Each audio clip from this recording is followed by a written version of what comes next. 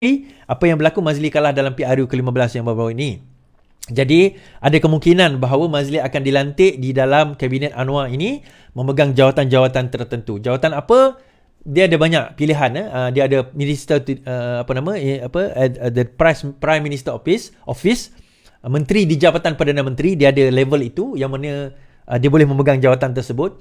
Dan memegang jawatan menteri di dalam Jabatan Perdana Menteri membawa level menteri juga. So bidang apa, kursus apa, pengkhususan apa, yang itu Perdana Menteri untuk decide. Itu antara. Mungkin juga ada jawatan-jawatan lain yang ditimbulkan. Kita tak tahu kan.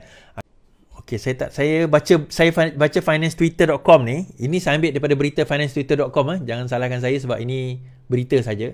Muhyiddin's right man arrested. How the XPM solicited 4.5 billion bribes in 92.5 billion COVID-19 stimulus scandal. Orang kanan Muhyiddin Yassin ditahan. Bagaimana bekas Perdana Menteri solicited. Apa perkataan solicited bahasa Melayu? Bukan membantu lah, tapi ialah macam menyeleweng bukan, tapi solicited lah. 4.5 bilion rasuah daripada jumlah 92.5 bilion stimulus skandal COVID-19. 4.5 bilion daripada 92 bilion. Saya tak akan baca detail ini, tuan-tuan boleh Google sendiri. Tapi menurut dakwaan tersebut ialah dia mengatakan all the answers can be found after the MACC Commission arrested a chief executive officer of a private company on Thursday night. Semua ini akan terjawab apabila setelah MACC SPRM menahan seorang CEO daripada sebuah syarikat swasta pada Khamis lepas. Lelaki berusia 42 tahun itu ditahan sebagai orang tengah yang jadi broker kepada projek kerajaan yang melibatkan pakej stimulus COVID-19 bernilai 92.5 bilion ringgit yang ditukarkan kepada bribes ataupun rasuah. Suspek yang dinamakan itu adalah Adam Radlan Ahmad Muhammad yang juga dikatakan orang kanan Muhyiddin Yassin, bekas CEO Maju Aset Sdn Bhd. Adam ialah seorang ketua bahagian Division Leader of Muhyiddin Political Party Bersatu. Dia juga seorang ketua bahagian Bersatu. Yang menariknya, Adam ni juga adalah sepupu kepada menantu Muhyiddin Yassin, iaitu Muhammad Adlan Berhan, yang juga dikatakan terlibat dengan beberapa skandal. Adlan berkahwin dengan anak Muhyiddin, Nabilah, yang juga pemegang saham Agatiswa Jas Sdn Bhd, syarikat yang terlibat dengan skandal 1.2 bilion National Integrated Immigration System NIIS konsesi NIIS. NIIS adalah sebuah projek yang diwujudkan oleh Muhyiddin di bawah kerajaan Pakatan Harapan sewaktu memerintah dahulu. After cancelling, setelah membatalkan projek yang dinamakan sebagai SKIN atau Sistem Kawalan Immigration Nasional. Muhammad Adlan juga dikaitkan dengan projek Satu Bestari Net, satu projek 15 tahun yang dianggarkan bernilai 4.47 bilion yang diperkenalkan oleh juga Muhyiddin Yassin sewaktu beliau menjadi menteri Menteri Pelajaran pada tahun 2011 yang menyediakan projek 4G di kawasan-kawasan pedalaman dan kawasan-kawasan luar bandar, yang juga terlibat dengan projek Virtual Learning Environment VLE, di mana menyediakan VLE kepada lebih 10,000 sekolah di seluruh negara. Ini bukan pedalaman sajalah, tetapi yang Bestari Net tu luar negara. Saya tahu 2013 saya terlibat dengan projek ni untuk buat survey. Bukan projek ni saya sediakan internet tapi untuk buat survey sekolah di bawah Muhyiddin Yassin pada waktu itu. Bagaimanapun, projek tersebut gagal setelah diberikan kepada YTL. Dia internet tu slow dengan problem dengan Frog VLE. Siapa jadi cikgu dia ingatlah Frog VLE ni. Yang sebenarnya boleh diganti dengan Google Classroom. Pelibatan Adam Radlan sebagai salah seorang kroni dan juga Muhyiddin Yassin ini telah didedahkan selepas Muhyiddin Yassin menjadi gabungan di dalam Kerajaan Perikatan Nasional. Telah didedahkan. Dan inilah why the former Prime Minister desperately want to return to power by hook or by crook untuk cover up the skeleton in the closet.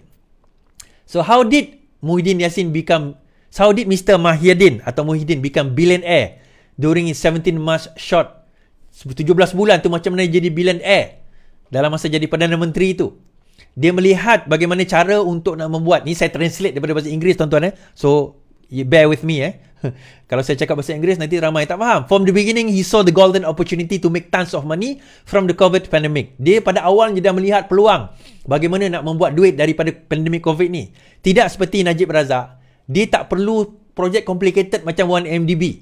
Dia cuma perlu macam mana nak rule dengan absolute power di bawah emergency ordinance atau darurat. Dia sendiri yang kata bahawa pada April 2021 yang Perikatan Nasional yang telah orang kata menyediakan 600 bilion stimulus package pada waktu itu, dia kata masa itu kan. Sebenarnya dan dia menggunakan bajet di bawah dipanggil sebagai darurat, akta darurat. But when opposition Pakatan Harapan returned to power after November 2022, semua lies on corruption telah didedahkan. Okay, tuan-tuan. Newly crowned PM Anwar revealed at media conference last year that the finance has informed that there had been several breaches involving the COVID-19 fund. Okay, saya nak jawab beberapa soalan. Yang pertama, dia macam ni. Kalau tuan-tuan ingat, tengok balik interview Mazli Malik, perasan tak? Kenapa tiba-tiba Mazli disuruh letak jawatan sebagai Menteri Pendidikan? Pada zaman Mahathir memerintah dan mengembalikannya kepada Mahathir. Siapa ingat Mazli tiba-tiba kena letak jawatan. Sebenarnya dikatakan again ada perancangan itu bahawa terdapat berkaitan antara lain dengan One Bestarinet di mana Mazli tak setuju pada waktu itu. Ada benda yang dia nak, dia ingat dia orang boleh kongkong Mazli lah, dia orang boleh kontrol Mazli. But at the end of the day dia orang gagal nak kontrol. And ada cubaan sebenarnya nak kenakan Mazli, kaitkan Mazli, tetapi tak berjaya. Perkara untuk kaitkan Mazli tapi tak berjaya. Bukan Mazli buat salah pada waktu itu, tetapi somehow circumstances itu akan menjadikan dia macam kena frame lah. Mazli boleh kena frame. Okay, itu yang pertama. Yang kedua, kalau kita tengok, it all falls into its places sekarang ini. Semua dah nampak jelas. Macam saya kata beberapa hari lepas kan, semua nampak jelas. Kenapa PN tak nak kerjasama dengan PH membentuk kerajaan perpaduan tanpa ada pembangkang? Kerana pada waktu itu Anwar yang di-Pertuan Agong kata yang paling besar lah akan dapat jadi Perdana Menteri, iaitu Anwar Ibrahim.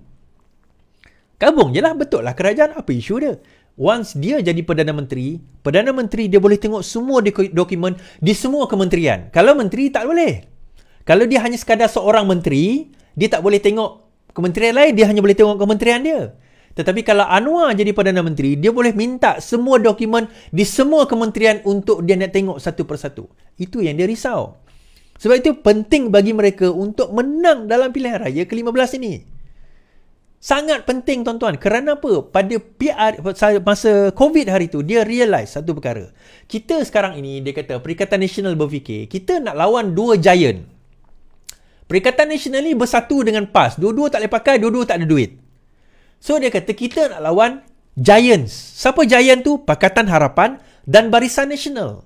Jadi kita nak lawan tu daripada segi glamour, daripada segi orang kata apa, disukai oleh orang. Benda tu tak ada. Tak ada, tak sempat. Dia orang baru nak buat Perikatan Nasional ni baru. Dia tahu Johor, Melaka itu dah bukti bahawa mereka ditolak oleh rakyat. So dia kata kalau tak boleh itu, kita kena guna dana. Kita kena guna duit. Sebab itu, Sanusi, ingat tak dia punya speech tu? Kita bagi orang PH tak ambil duit pun. Boleh pergi undi. Kamu semua bodoh, dia kata. Bodoh. Sebab itu yang video Abah pasal bodoh tu kan. Yang video saya buat berlakonan semalam tu kan. Pasal bodoh. Itu Sanusi cakap, bodoh. Ambil duit, bodoh. Maksudnya, dan video viral di mana PN bagi duit. Tuan-tuan, mana dia orang dapat duit? Cuba fikir logik. Kat mana dia dapat duit? Antaranya stimulus package ni. Dan kita tengok tadi bahawa sebenarnya ada kaitan. Siapa orang kanan itu berkaitan dengan apa? Betul tak betul? Biar SPRM akan tentukan. Bagaimana dia jadi orang tengah dan beberapa syarikat menurut siasatan SPRM mengakui yang mereka dah bayar. Ni dalam siasatan SPRM dah bayar.